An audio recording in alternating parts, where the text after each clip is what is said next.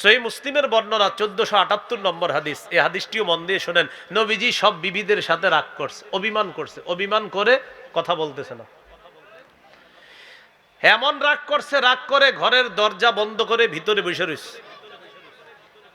সাহাবায়ে কেরাম সবাই নবীজির ঘরের দরজার সামনে বসা, কারণ নবীজি বের হচ্ছে না। যেই সময় সাহাবীদের সাথে সাক্ষাৎ করে ওই সময় নবীজি ঘর থেকে বের হচ্ছে না। তো একটা কথা মনে রাখবেন, সাহাবায়ে কেরামের জীবনের শ্রেষ্ঠ মুহূর্ত হলো আল্লাহ রসুলকে দেখতে পাওয়া। সুবহানাল্লাহ। একটু মাথায় আনেন দৃশ্যটা। নবীজির ঘরের দরজা বন্ধ করে নবী ঘরের ভিতরে বসা, সাহাবায়ে কেরাম সবাই দরজার সামনে বসা, আর দরজার পাহারা দেওয়ার দায়িত্বে আছেন সাদ ইবনে আবি ওয়াক্কাস রাদিয়াল্লাহু তাআলা। কাউরে ঢুকতে দিচ্ছে না। আবু বকর সিদ্দিক রাদিয়াল্লাহু তাআলা আনহু। সুবহানাল্লাহ। দাখালা আবু বকর রাদিয়াল্লাহু তাআলা আন ইস্তাযিনু আলা রাসূলিল্লাহি সাল্লাল্লাহু আলাইহি ওয়াসাল্লাম। আবু বকর সিদ্দিক রাদিয়াল্লাহু তাআলা আনহু আসার পর অনুমতি চাইতেছে। ঘরের মধ্যে সংবাদ পাঠানো হলো, ইয়া রাসূলুল্লাহ, আপনার সাহাবী আবু বকর অনুমতি চায়।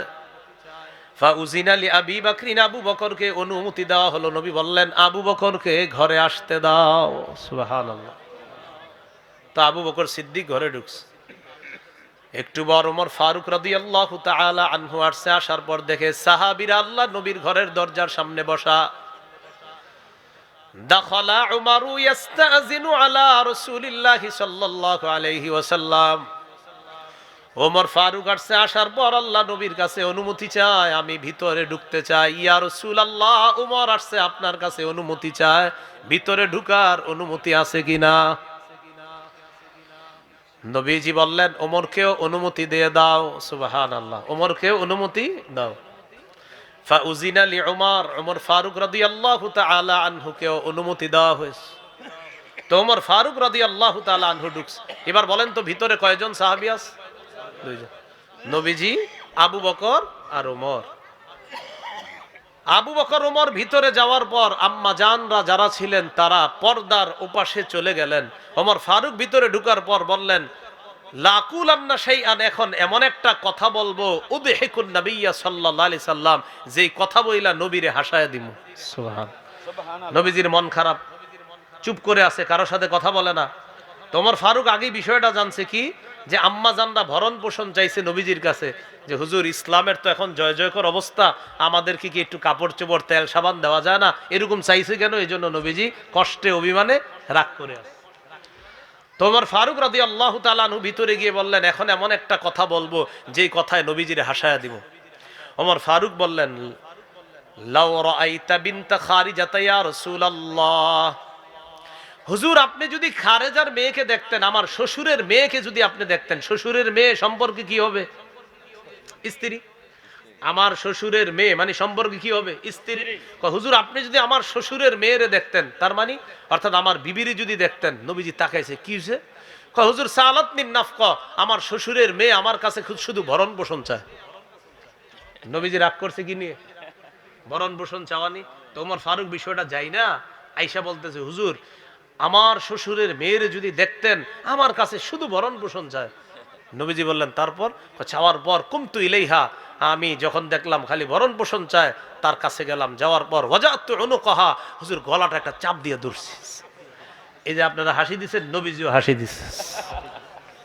দেখছেন, এই জায়গায় শুই না আপনারা হাসি দিচ্ছেন, ঠিক নবীজি অবিকল এই কথাটা শুই না আল্লাহ রসুল একটা হাসি দিচ্ছে।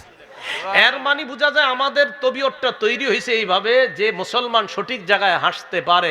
আমি প্রত্যেকটা কথাই কিন্তু আপনাদেরকে হাসতে বলি নাই, আপনারা আগেই হাসছেন। হাসার পরে আমি বলছি, ভাই নবী এখানে হাসছে। তার মানে সঠিক জায়গায় হাসার তবিয়ত আমাদের আছে, কিন্তু আমরা জানি না, হাসতে পারি না।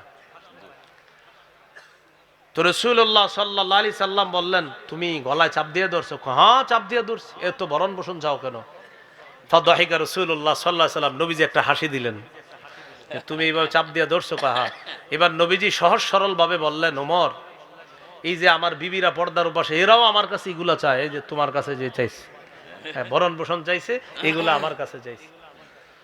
তো রাসূল সাল্লাল্লাহু আলাইহি সাল্লামের শানে আল্লাহ তাআলা তখন ওই কোরআনের আয়াত নাজিল করে দিস, নবী আপনার বিবিদেরকে আপনি বলেন, যদি তোমরা দুনিয়া চাও আসো, উমাত্তিউকুন্না ওয়া উসাররিহুকুন্না সারাহান জামিলা, আসো আমি তোমাদেরকে ভরপুর দিব, তবে আমি তোমাদেরকে পরিত্যাগ করব, আমার কাছে আর থাকতে পারবা না।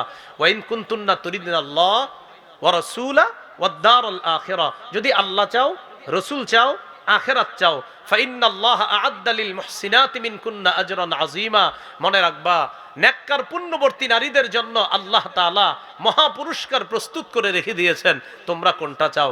নবী আয়াত নাজিল হওয়ার পর আম্মা জান আয়েশা সিদ্দিকা রাদিয়াল্লাহু তাআলা আনহাকে বললেন, আয়েশা, আল্লাহ আয়াত নাজিল করে কি বলছে জানো? যদি দুনিয়া চাও আসো, আমি তোমাদেরকে দুনিয়া দিব, তবে আমার বিবি হিসাবে আর থাকতে পারবা না। আর যদি আল্লাহ চাও, রসুল চাও, আখিরাত চাও, তোমাদের জন্য মহা পুরস্কার আছে, কোনটা চাও? আয়েশা শোনো, লা তাজালি হাত্তা তাস্তাশিরি আবাওয়াইকা, তুমি তোমার পিতামাতার সাথে পরামর্শ করে নিও। লা তাজালি হাত্তা তাস্তাশিরি আবাওয়াইকি, তুমি তোমার পিতামাতার সাথে পরামর্শ করার আগে তাড়াহুড়া করবা না। তোমার আব্বা আবু বকর আছে, তোমার আম্মা আছে, তাদের সাথে কথা বইলা দেখবা আমার সাথে কি থাকবা নাকি থাকবা না, না দুনিয়া চাও। আম্মা জান আয়েশা সিদ্দিকা রাদিয়াল্লাহু তাআলা আনহা জবাব দিলেন, ইয়া রাসূলুল্লাহ আফিকা আস্তাশিরু আবাওয়াইয়া, আপনার ব্যাপারে আমি ওই পরামর্শ করব আব্বা আম্মার সাথে? দরকার নাই এই সমস্ত পরামর্শ। আখতারুল্লাহ ওয়া রাসূলা ওয়াদ দারুল আখিরা, আমি আল্লাহ চাই, আমি রসুল চাই, আমি আখিরাত চাই। সুবহানাল্লাহ। এটা বলার পর আম্মাজান বললেন, হুজুর আমি যে আপনার এইটা বলছি আপনি অন্য বিবিদেরকে বললেন না, কারণ আপনি আমার এই কথাগুলো তো সব বিবিদেরকে বলবেন। নবীজি বললেন, হ্যাঁ। হুজুর সব বিবিরা কিন্তু আপনারা জিজ্ঞাসা করবে যে আয়েশা কি বলছে, আপনি আমার কথা বললেন না।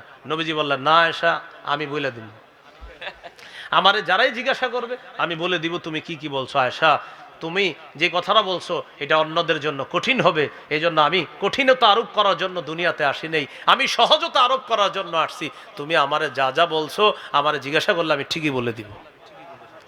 তো প্রিয় ভাইয়ারা, এই হাদিস থেকেও বুঝলাম রসুল সাল্লাল্লাহু আলাইহি সাল্লাম হাসতেন, রসুলের দাঁত দেখা যাইতো। মনে রাখবেন, হাসি তিন প্রকার: আত-তাবাসসুমু মুস্কি হাসা, আদ-দিহকু স্বাভাবিক হাসা, আল কহকহা অট্ট হাসি দেওয়া। মুস্কি হাসি দেওয়া সুন্নাহ, স্বাভাবিক হাসি দেওয়া জায়েজ, মাঝে মাঝে দাঁত দেখা যেতে পারে, তবে সেটা যেন অট্ট হাসির পর্যায়ে না যায়। অট্ট হাসি এটা ক্ষেত্র বিশেষ অন্যায় হয়ে যায়। আল্লাহ আমাদের সকলকে হাসি কান্না উভয়টা যেন আমাদের জীবনে সুন্নাহ মোতাবেক আমরা ধারণ করতে পারি, আল্লাহ তৌফিক দান করেন। আমিন। ও আখির কেউ উঠবো না আমরা।